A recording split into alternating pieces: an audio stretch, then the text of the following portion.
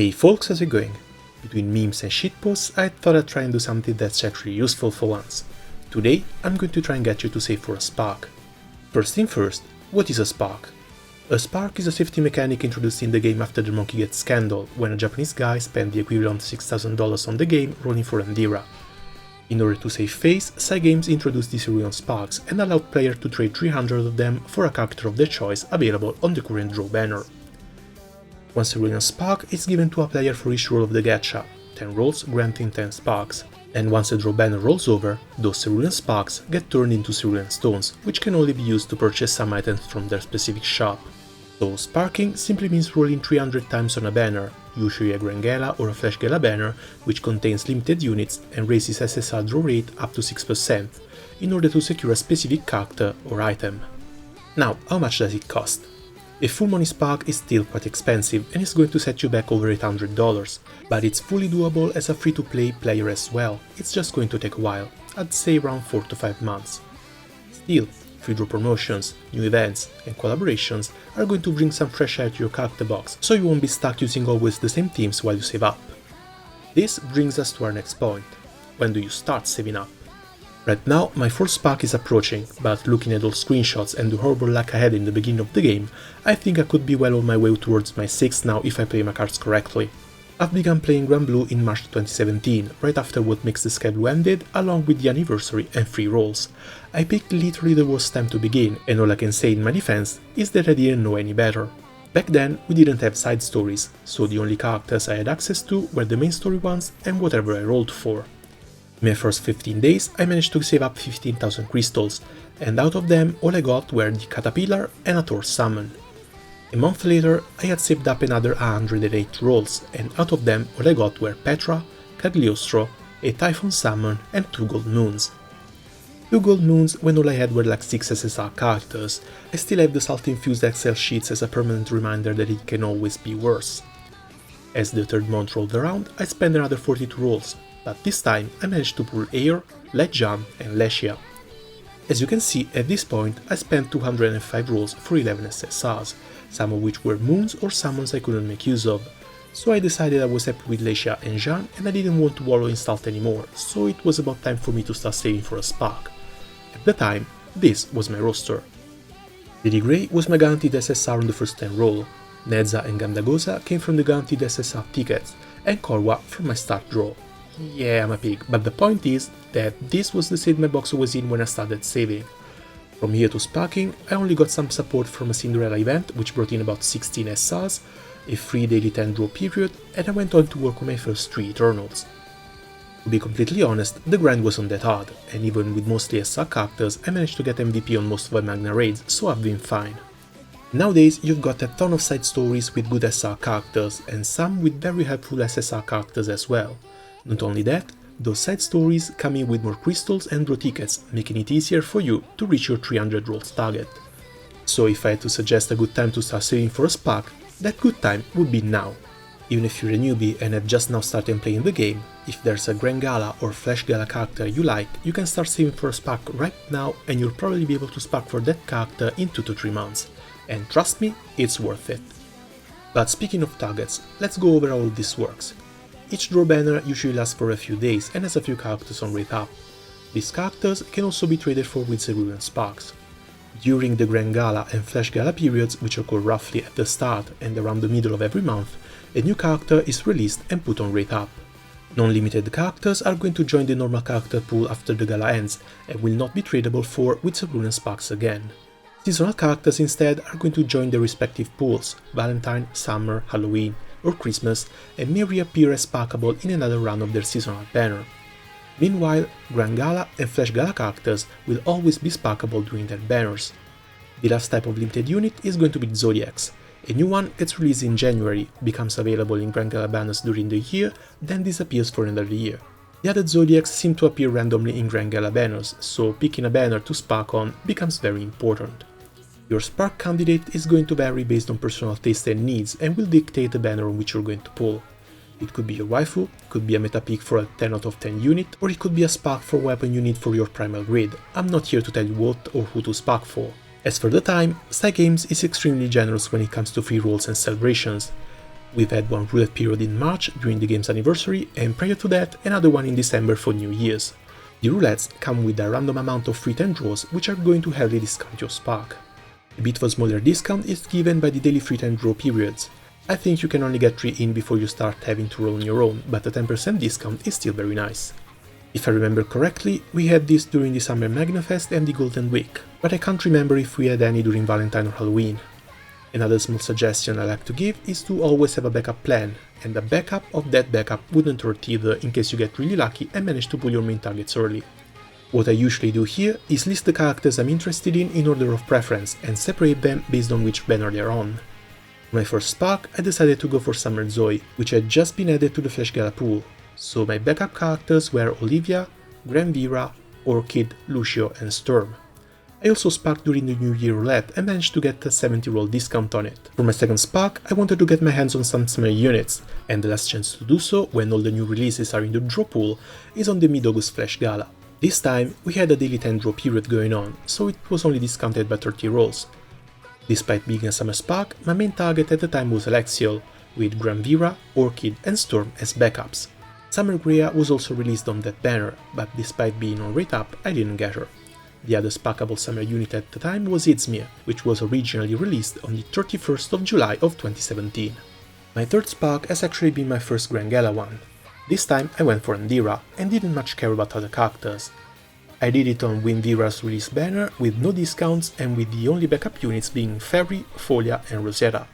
I'm planning to do my fourth spark on the Mid-August Flash Fest banner again this year, with Europa as the main target, and probably some new summer units as backup, along with the usual Orchid, Granblue and Storm. So, now that we've got our target and a general idea on when to spark, let's take a look on where to get all the crystals and tickets required to get there. For the renewable sources of crystals, we've got daily logins, events and celebratory periods, while non-renewable sources are going to be main story missions, side stories, fate episodes, hidden treasures and achievements. Main story missions and free quests each come with a 50 crystal reward for the first time you clear them. The same goes with side story missions and every event and raid first clear. Every time you recruit a new character, it comes with a fate episode for you to read, which awards you another 50 crystals. This is valid for all the side story characters as well. The town menu on the right part of your home screen brings you to a little exploration screen in which you can input a code for a crystal or premium draw ticket reward. There are not many, but every little bit helps. The side stories also come with their own purchasable 3 single tickets and a set of achievements to complete for even more crystals. On average, a side story will net you about 6 rolls. On the other hand, we've got a nice Renewable Sources, which starts with the daily login rewards, netting you 450 crystals and 3 single draw tickets every 15 days. Every month ends with a story event, but since half of it overlaps with the next month, that counts as the first event of the month for me. Story events come in 2 varieties, shop events and box events. They both come with the usual 6 chapters for 50 crystals each, 3 bosses, a daily mission reward for joining 5 raids that's going to give you more crystals and draw tickets, and the usual set of trophies for 390 crystals. Box events though come with some honor rewards, which have 2 single draw tickets in it and the draw boxes. The first one only has 50 crystals on it, but the next 19 come with 100 crystals each. I almost never max them out since it's quite a lot to grind for, but the more you can empty, the better, as a single box event can get you as many as 15 draws. The shop events instead don't have the impossible boss fight, nor the honor rewards, but the solo quest come in with 150 more crystals and has 3 single draw tickets in the shop, so they bring home 10 tickets while being considerably easier to farm for. This year, the Rise of the Beast has been a very common event, bringing in some fresh 800 crystals and 4 draw tickets from the badge rewards, as well as 500 crystals for taking down the Kiln and 1 low Proud Plus fight. Another great event for draws are the Guild Wars, which can bring in anywhere between 13 and 33 rolls based on where you and your crew rank on the final rally. The last Friday of the month, there's also the Premium Friday quest coming in with 300 more crystals, and at the end of the month, you get a journey drop reward based on the amount of AP spent. If you manage to get Platinum, which is fairly easy, that's another 500 crystals for you. Other than that, we've got the Xeno Showdowns, which aren't really good for crystals, only giving you their first clear rewards. The Proving Grounds only come in with about 600 crystals for the first time clears and 280 for the trophies. The tickets the event gives provide no sparks. And then there's collaboration events, which are special type of shop events coming in with an extra 10 part draw ticket. And lastly, everyone's favorite, the Magnafest, a celebratory period that also gives player 200 crystals a day and can last from a week to a month, depending on the occasion. Last year was actually kind of crazy, as we had an almost never-ending MagnaFest from July till October. So for example, in April we had a Walk on the Wild Side, a box event that came in with a dozen draws, followed by a Piece of Pie, a rerun shop event for 10 more draws. A Unite and Fight in which we placed in the top 5,000 crews and I managed to get in the top 150,000 players for a total of 24 draws. Unite and Fight was followed by Rise of the Beast event for 8 draws, and thanks to the daily login rewards, the Premium Friday and reaching the Platinum stage for my Journey drops, I managed to get 68 rolls in a month, just one roll shy. For June instead, we've got the No Rain, No Rainbow box event for about a dozen draws, the Proving Grounds we'd only provided about 1.93 draws, not even 2. Rise of the Beast came in with 8 draws and the Code Geass collab brought in 21 more rolls. Meanwhile, a 12-day MagnaFest contributed a nice 2,400 crystals for a grand total of 64 rolls. At this speed, it takes about 4.5 months to get SPAC ready, but the addition of new main story chapters, new side stories, new raids, trophies, random giveaways and Twitter campaigns are going to speed up that process. Still, 4 months are quite long and the game is sure to change in the meantime, right? With the way the game is going, there's going to be about 8 to 12 new characters released in a period. Some of them are probably going to be seasonal limited, some others are probably going to be Grand or Flash Gala characters, and while I don't have a crystal ball, there are a few characters who are more likely to be released than others. First, the one who is 100% sure to be released is the Mouse Zodiac next year. Since they're going to rotate the element and the only one left is Dark, I think we can all add 2 and 2. Due to the fact that she will disappear from the gacha for the whole 2021, she's already a prime SPAC target, even if we know nothing about her. And yeah, I know the whole "but you've got a whole year to SPAC for her" thing. It's the same mentality I had for Vajira, and guess what? I ended up missing out on her because I was a few rolls short on her last Grand Gala. Don't repeat my mistake. Grand Gala, Flash Gala and Magna 2 units will always be in the gacha. Zodiacs won't, and you will regret not getting them. Other likely characters to be released can be found in the main story, and there's going to be a couple of spoilers here, so if you care about that stuff, skip ahead to the mark time.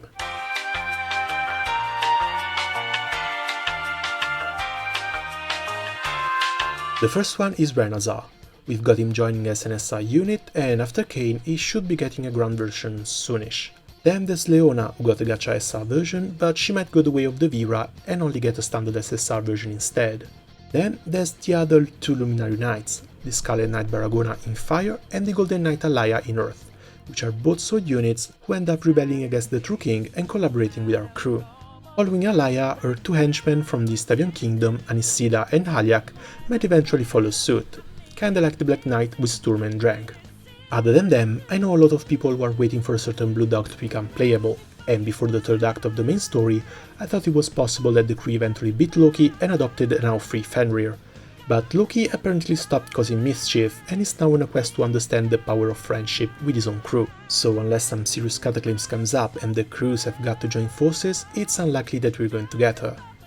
If said cataclysm comes to pass though, Loki and Fenrir as a duo or separate units, Zwei, Gandharva and that a room with purple lipstick that I can't find on the wiki all become possible additions to the roster.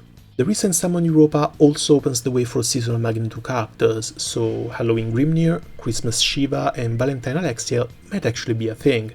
And while we haven't gotten any of the Primarchs to join our crew yet, giving up their roles to nature and living among humans might eventually lead them to our door. And those are definitely going to be limited units. I believe they'll join the Grand Gala side of the pool though, since it's going to need to be a bit more balanced number-wise. On the less limited side, Cygame has begun releasing primals as playable character, and they're from all over the tiers, so we might eventually see Twin Elements, Neza, Apollo, Grani, Garuda, Odin, Prometheus, Gilgamesh, Hector and Anubis appear on our deck. Also, the Primal Pulse event introduced Medusa's sisters Uriel and Steno, as well as began dangling a satyr in front of our eyes, so those characters are definitely going to be released sooner or later. Another character that has been generating some speculations about future releases has been Kolulu, which came in branding a Gisla as a weapon. She might have just been a meme to force Yukio not to waste a SPAC for yet another Gisla, since he now owns 12, but the prospect of a vintage weapon character series is sure interesting. In total, there's 20 of them, and they're going to be the same weapon specialty and have a kit inspired to the weapon skills, so it's fun to speculate. Lastly, there's just a big list of characters who need an SSR version, normal or seasonal that it might be. I, for one, am patiently waiting for the moment Lamoretta gets her SSR. and with her Camille, Herja, Walder, Laguna, Sevilbarra, Mirin, Stan, Predator, Sutera and Tina. That's quite a big list. Again, I don't have a crystal ball. These are just the things I find most likely to happen, and based on these speculations, I can try and get ready for the future with some real 300 IQ play. Planning more sparks simultaneously.